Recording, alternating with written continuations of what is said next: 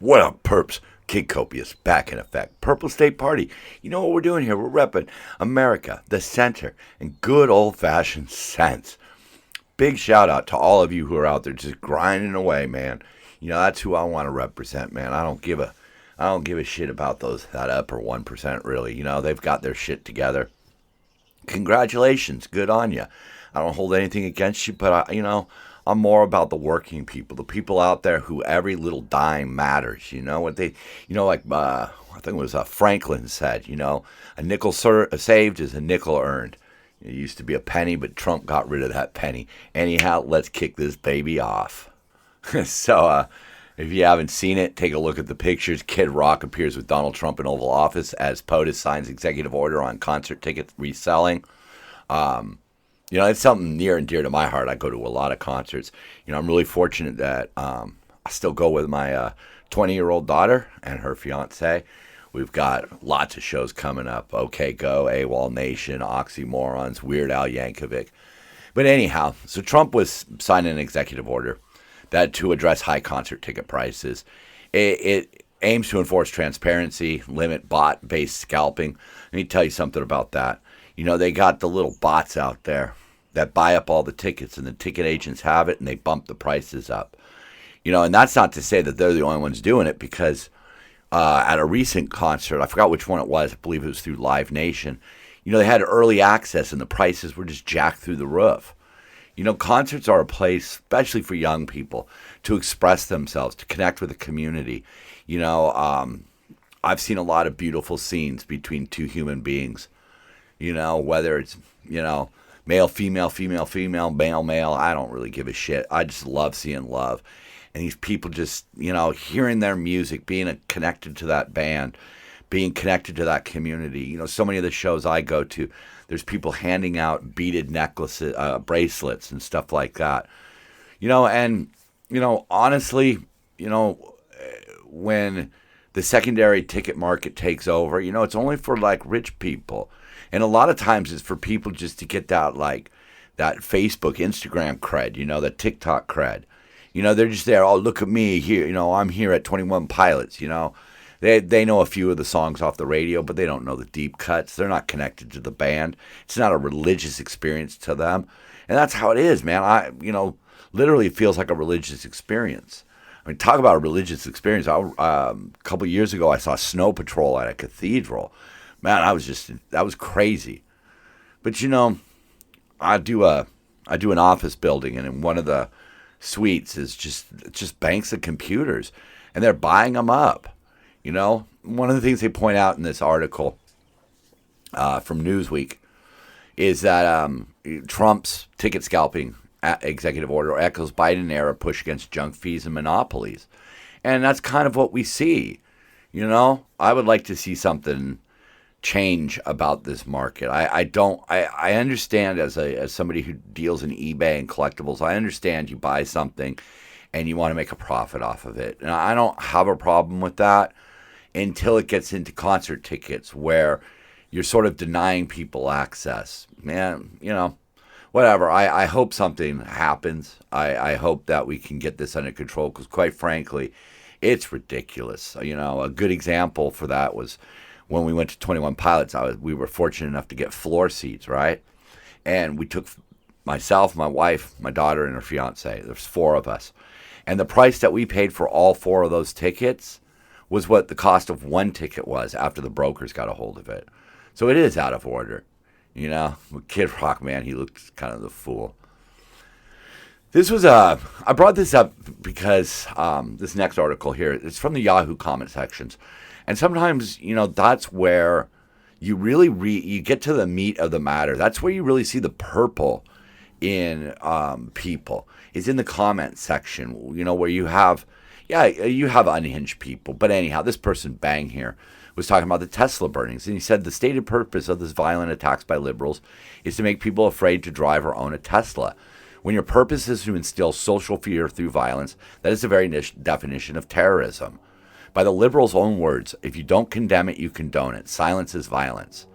He went on to say, liberals actually cheering and supporting violent terrorism, and they call themselves the protectors of democracy.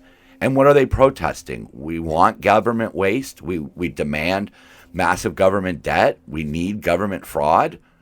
And to protest thousands of people getting laid off, your objective is to get thousands of people laid off, because that's what happens. If the demand for Tesla drops, people will get laid off. You claim to care about the environment, yet you want to put the largest EV manufacturer out of business so we have more gas cars. And if you're against layoffs, where were the protests against Google when they laid off 30,000 last year? Did you burn your neighbor's computer in protest? Does that sound absurd? Because that's what it looks like right now. You know, that's what it is. These people, you know, the left really believes that supporting the bad guy makes them cool. And for some reason, they think supporting the bad guy puts them on the right side of history because the good guy is always wrong. And I just think that kind of black and white thinking is stupid. There's a reason why the purple state flag is purple and gray, because life is gray. Sometimes, you know, like you take Israel, right? Israel reacted to the October 7th attack, and yeah, civilians died because Hamas attacked Israel. But does that make Israel bad because civilians died? No. Those are the gray areas of war. Speaking of Israel, this comes from Fox News. 60 Minutes host ripped for asking ex-hostage if Hamas starved him because they didn't have enough food. Yeah, that's that whole let's play along. So this was Leslie Stahl, somebody who really should know better, somebody who has had a long career in journalism, but apparently has thrown that right out the window. You know, and she was interviewing one of the former hostages who was discussing how his captors treated him. I mean, he stated after his wife was Aviva was released from captivity, Hamas became very mean, very cruel and violent. He went on to say, they were beating me and starving me. Leslie Stahl followed by asking, do you think they starved you because they starved you or they didn't have food? Siegel denied that his torturers didn't have enough food, recounting, no, I think they starved me, and they would often eat in front of me and not offer me food. Look, I get it, man. You know, I don't want to see innocent Palestinians die any more than the next person, but let's be honest about this. Hamas is a terrorist organization. They are evil incarnate. And not only did they starve the hostages, they ate in front of the hostages. They raped hostages in front of hostages. They killed hostages in front of hostages. These are bad people. There is no ambivalence that should be afforded to these people. But once again, you know, CNN and the liberal media is right back to their own tricks. You know, they're right back to trying to placate young college people by saying, look, we side with the terrorists. What kind of shit is that? The job of 60 Minutes is to inform people in a balanced way. That is their job. I understand they need to make money, okay? But the truth can be profitable. They say not. They say that they need to be unbalanced to make money. If that's the case, then fucking close the doors. You know, we were speaking about their back to their old tricks, and here's another CNN one right here. Video shows Republican Marjorie Taylor Greene's ex-husband berating 3 Muslim women. Apparently, they were praying in an empty parking spot at the Avalon Mall in Georgia when they were interrupted by a man driving a Tesla Cybertruck. Tells you a little bit right there. Who began hurling profanities and racist epithets at him. The man driving the Tesla was Georgia GOP Representative Marjorie Taylor Greene's ex-husband. Okay, so it wasn't her. It's not her current husband. It's her ex. But they want to bring it up because they want to remind everybody that Marjorie Taylor Greene is really the enemy. Well, the enemy is Hamas and Russia and Iran and China. Marjorie Taylor Greene is just somebody trying to get a little free pub off of being, you know, what they deem a firebrand. And I'm not excusing his tirade at all. Not at all. You just live and let live, you know. Live and let live. That's kind of my motto on this. I mean, do I think it's weird they were praying in an empty parking spot? Sure. Would I probably have been like, huh? Yeah. But you don't need to go after these people. But you notice how CNN, just to get some clicks, want to put Marjorie Taylor Greene into the article. I mean, I'm not excusing her behavior on any front. You know, I think sometimes she's right, and sometimes I think she's fucking ridiculous. You know, that's just the way I look at it, right? But, you know, purple has to be fair. We have to be fair. We have to look at both sides of an argument, and we have to give credit where credit's due. Cory Booker went on a marathon of a filibuster. I mean, he was speaking for something like 24 hours straight. Okay, this man dehydrated himself so he didn't have to wee. He didn't eat anything so he didn't have to, go to the bathroom.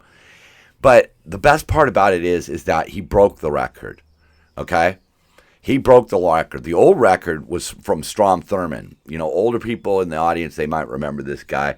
He was a Republican. He spoke for 24 hours and 18 minutes in 1957 in opposition to the Civil Rights Act. So, I'll be honest with you. I know that Booker was protesting Trump. I think he had fair points. I think most of his stuff was just pandering to the left. But I'm glad he broke the record. I'm glad the record isn't held by somebody who is in opposition to the Civil Rights Act. So, Cory Booker, hey, man, congrats. Power to you, bro. Like, we have the right in this country to disagree with our leaders. And if you disagree with Trump, fine, express it. Express it. Don't burn Teslas. Don't paint swastikas on Teslas. And I want to address that too. As somebody who grew up, a little closer to World War II, studied history and things like that, you might tell yourself that you're painting a swastika on a Tesla to call the person who owns the Tesla a Nazi, but in my book, you're the Nazi. Anybody who draws a swastika is a Nazi. That's not something that you should be putting on anything. You are in support of the Nazi Party by advertising their logo, essentially. Anyhow, let's move on. Found this one this morning. The Islamic State fighting female snipers refusing to put down their guns. This is taking place in Syria. And the article, if you want to look it up, it was, I believe it was Yahoo. The Telegraph. Look up the Telegraph. Her name is Mizgin. She's a senior field commander in the Women's Protection Unit in an all-female Kurdish brigade that helps lead the U.S.-backed Syrian Democratic Forces, the SDF, against the Islamic State and the Turkish-backed rebel groups known as the Syrian National Army. And these are women who are out there protecting their homeland. As they say here, as she says, we fight a war of honor to protect the lands that Kurdish forces have ruled since 2012 as a self-declared autonomous region called Rojava. It's good for them. But you see, Turkey's in that fight. Right now we're seeing all kinds of ads on TV for Istanbul and for Turkey or whatever they changed their name to. Right? These are not good people. Erdogan, you could read about that guy, the leader of Turkey. But these women are out there protecting their homeland, As she says, Syria should be a homeland for all its people. HTS, which is the current regime, so to speak, makes no reference to basic things like, HTS is the Islamic State. Makes no references to basic things like democracy and equality between men and women. She says her role is to bring Syrian women together. These women are out there on the front line, protecting what is important to them. One of her fears, because they want to align with the current Syria, it's hard to explain because there's a lot of forces at work. It's not like a country. But what she said was, coming under Damascus control, Mission feels all this could be lost. From its inception, the YPJ has shattered the mindset that sees women as powerless and inferior. It is a beacon of hope for a life that is actually free for all women. Because the truth of the matter is that the Islamic State doesn't value women at all. Which is odd that the liberals, well, not odd, coincidental, that the liberals seem to be supporting the Islamic State to some degree. And they themselves are attacking women. We've seen it for the last 4 years. Men say they're women and now they compete against women. What kind of bullshit is that? Those aren't actual trans people. I don't want to bring it back to that. I want to move on. All right, so before we get into the meat of the matter, I'm going to talk a little bit about tariffs. It's all over the news right now. What is it going to do to our economy? Blah, blah, blah, blah, blah. I see all the fears. I don't know how it's going to turn out. I don't know if it's a good strategy, but something has to be done. In my mind, the way I'm seeing it, it's not about charging the tariffs for Trump. It's about getting them lessened or completely gone. We sort of after World War II, we wanted to help the world rebuild its economy. So we wanted to kind of give countries incentives to produce their own goods and not just import them from here. And, over time, other factors factored into it. But I think it's worth noting that, if we send something to China, it's got a 67% tariff. We're asking for a 34% tariff on the return. It's going to make things expensive, but again, it's about trying to force an end to these tariffs. The European Union charges 39%. Vietnam charges 90%. Taiwan, who we basically are the only defense for them, 64%. Japan, 46% tariffs. Japan has made it so that U.S. automakers really can't even sell their products there. Cambodia, 97% tariffs on American goods. That makes it almost impossible to sell our goods there at any sort of fair price. Switzerland, 61%. Sri Lanka, 88%. Australia, 10%. I'm not too worried about that. Even Israel, all that we do for Israel, and Israel still has a 33% tariff on our goods. It's just remarkable. The UK, 10%. Okay, that's cool. I can live with that, if you're trying to, keep our goods out, I guess. I don't really think it's fair. To be honest with you, we can't sell our beef over in Europe, even though we've got all of it. There's just a few other ones. Norway, 30%. Jordan, 40%. Myanmar, Burma, 88%. Madagascar, 93% tariff. Laos, 95% tariff. Every country has tariffs on American goods. Most of them, I would say, are somewhere down in the tens. So that's cool, whatever. But is it fair for us to continue to cripple American manufacturing this way? One of the reasons why I myself really support American manufacturing is because manufacturing offers a way for people to start at the bottom and work their way up. There are a lot of dead-end jobs out there right now. I see countless amount of people working in a warehouse. Where are they going to go in a warehouse? They could go from stacking boxes to driving forklifts. That's it makes a decent living. But when people are involved in the mechanization of manufacturing, that's when they start to get higher wages. Right now we want to replace everything with robots. Well, then the flip side is you're going to have more people who fix the robots. But if those kind of jobs disappear, along with all the other cool jobs out there, what is the American youth supposed to do? What are people supposed to do if there simply aren't jobs? And one of the ways that we can start creating those jobs is if we had more incentive to export goods made in America. We grow a shit ton of rice here. And there are Asian countries that simply won't import it. There are other Asian countries where if they import the rice, it's twice as expensive as rice grown in their homeland. The system is somewhat rigged against us. And sure, we did that to ourselves. But come on, guys. We have done a lot for the world. And the world's like, hey, you know what? We're still going to cripple your markets. We're not going to pull back those tariffs. We're not going to lower those tariffs. I think America deserves a little more respect. There's people out there who hate this country and think this country's never done anything good. That's just a bunch of poppycock. We all know that's not true. All right. America has been one of the biggest providers for this world. And we are the biggest good guy out there. Now, see there again. That's why the left hates America, because America is the good guy.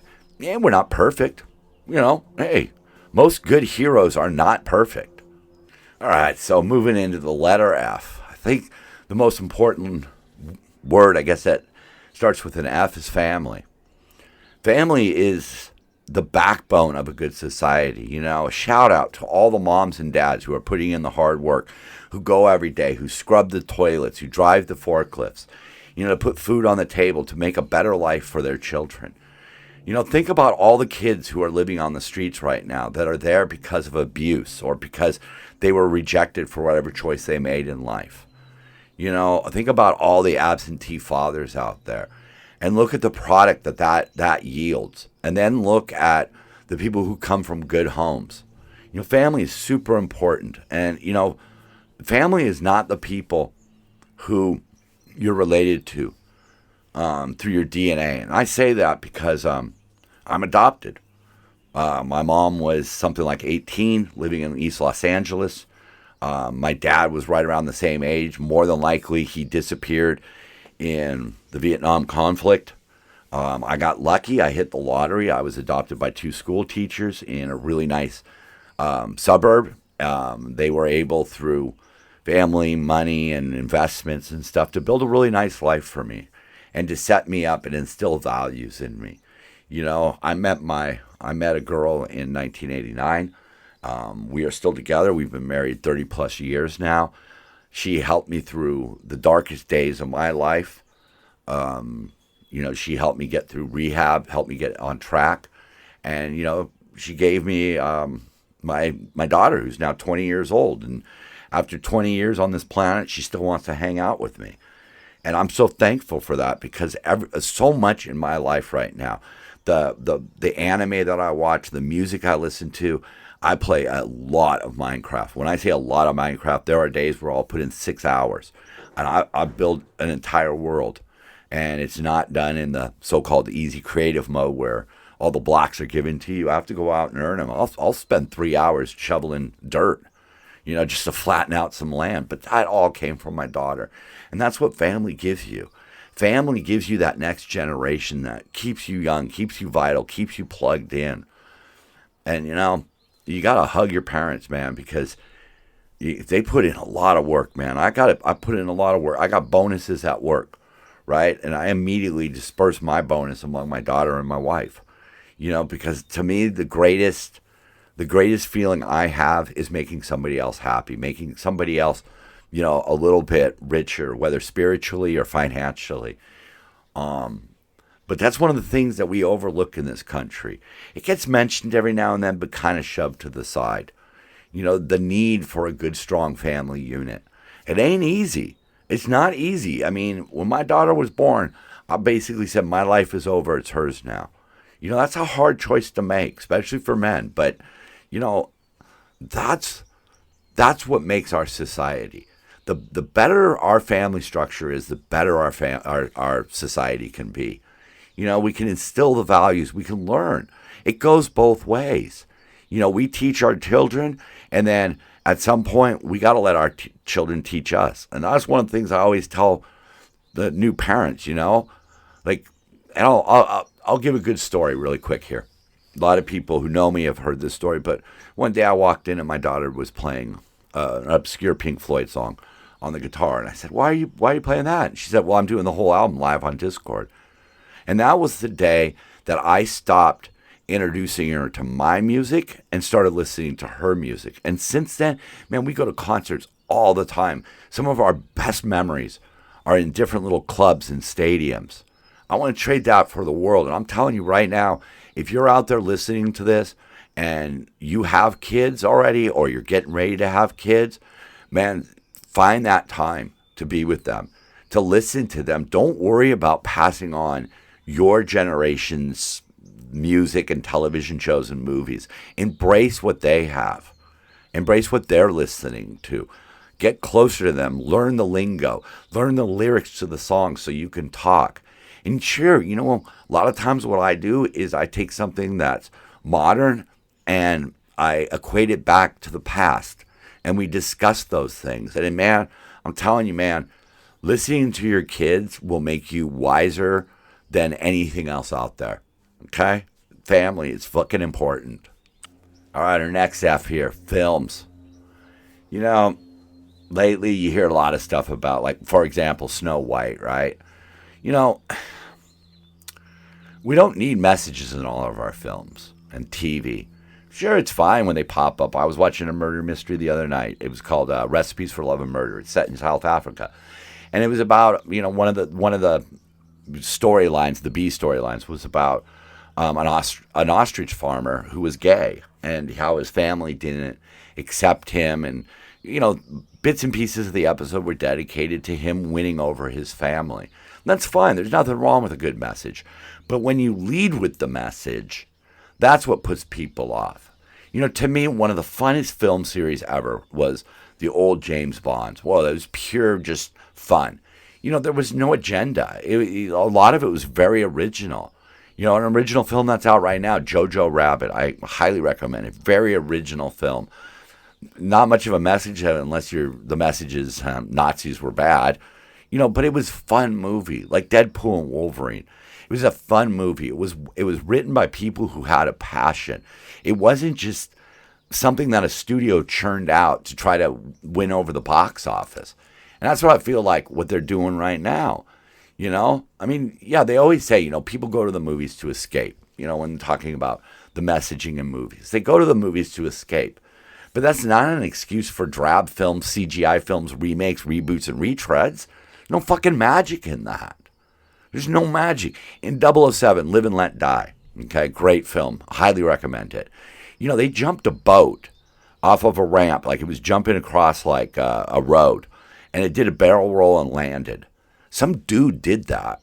Some guy drove a boat off of a ramp that was constructed to throw the boat into a barrel roll, and he had to land it. That's freaking magic. That's the one thing that's missing the most.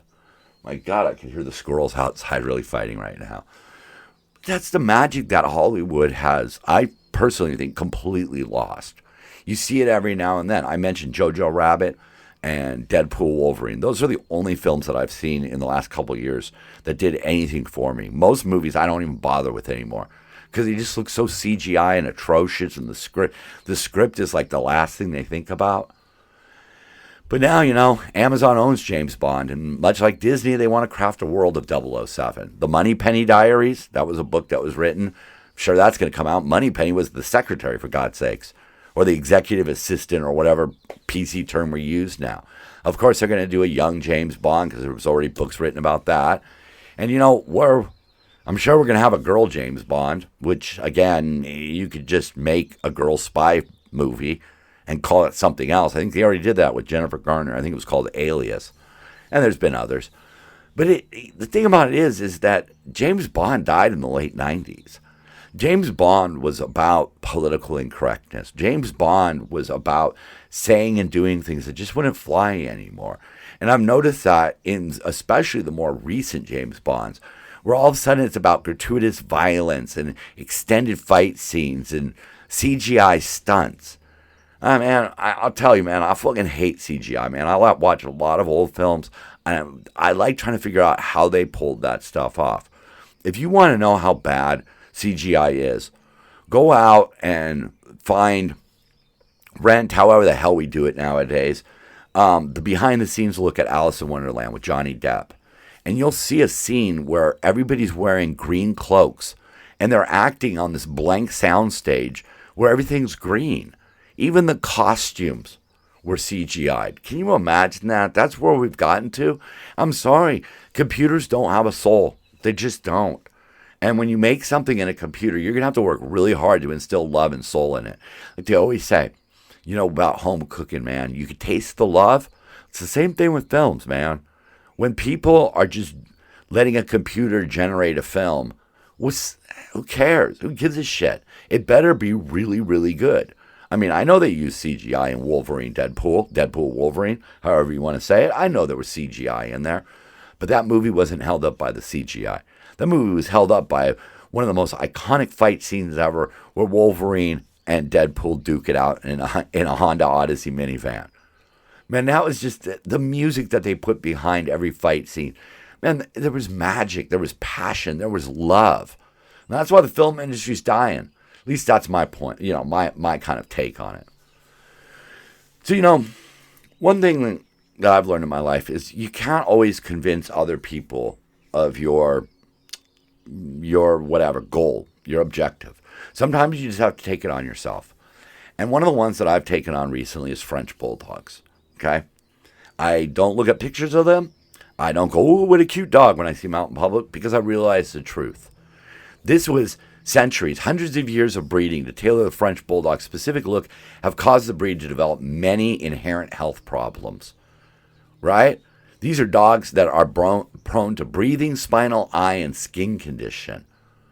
They're almost entirely birthed through C-sections. They stitch the dog up and put her right back out there for breeding.